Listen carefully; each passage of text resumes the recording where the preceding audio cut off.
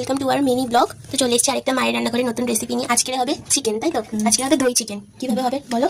দই চিকেন করতে লাগছে চিকেন আদা রসুন পেঁয়াজ পাকা লঙ্কা কাঁচা লঙ্কা দুটো মিক্সড করে বাটবো, আর টক দই, আর এদিকে হচ্ছে টমেটো আর ছোট ছোট আলু দিয়ে করবো। এগুলোকে এক এক করে বেটে নিতে হবে। প্রথমে কি দিতে হবে? জিরে বাটবো, জিরে,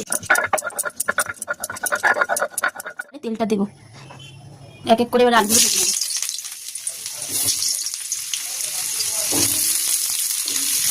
দিয়ে দিই।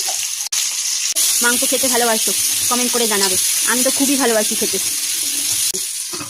যে আলুটা ভাজা হয়ে গেছে, এবারে একে একে তুলে নেবো। আলু ভাজা হয়ে গেছে, এবারে কড়াতে আবার একটু তেল দিয়ে দেবো, ভেজে নেবো। তেলটা গরম হয়ে গেছে, এবার চিকেনটা ভেজে নেবো। ভালো গোটা করে দেবো। আমি জানি আদা ভাজা হয়ে গেছে, এবার একটু নুন দিয়ে দেবো। ভাজা হয়ে গেছে, এবার তুলে নেবো। বাটা হয়ে গেছে। কি কি? এই যে পেঁয়াজ হাফটা বাটলাম আর হাফটা ফোড়নে দেবো। আদা বাটা, রসুন বাটা, জিরে বাটা, লঙ্কা বাটা, টমেটো দেবো। ফার্স্টে পেঁয়াজ, পেঁয়াজটা একটু ভাজা হয়ে যাবে, তারপরে একে একে মশলাগুলো দেবো। লাল লাল করে ভাজা হয়ে গেছে। এবার কি দিতে হবে? এবারে পেঁয়াজ বাটাটা দিয়ে দেবো। এবারে পেঁয়াজ বাটাটা দিতে হবে।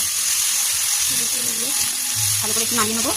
এবার একে একে দিয়ে দেবো রসুন বাটা, জিরে বাটা, লঙ্কা বাটা, টমেটো কুচি সব এক এক করে দিয়ে দিতে হবে। এবারে মিশিয়ে দেবো। এবারে মশলাগুলোকে ভালো করে কষিয়ে নেবো। দিয়ে দেবো নুন, ভাজাতে একটু নুন দিয়েছি মাংসতে। হলুদ গুঁড়ো ভালো করে কষিয়ে নেবো।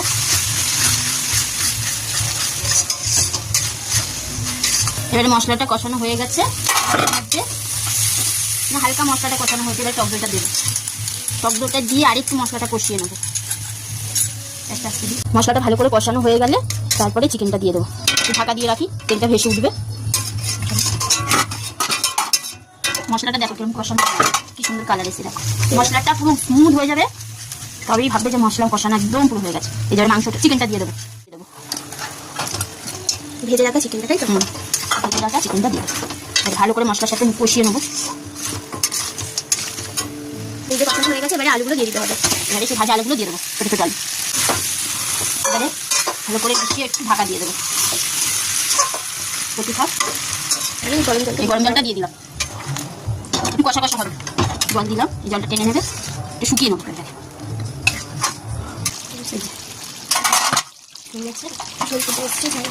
একদম বেশি ঝোলে রাখবো না, বেশি শুকনো করবো না, গ্রেভিটা এরকমই থাকবে।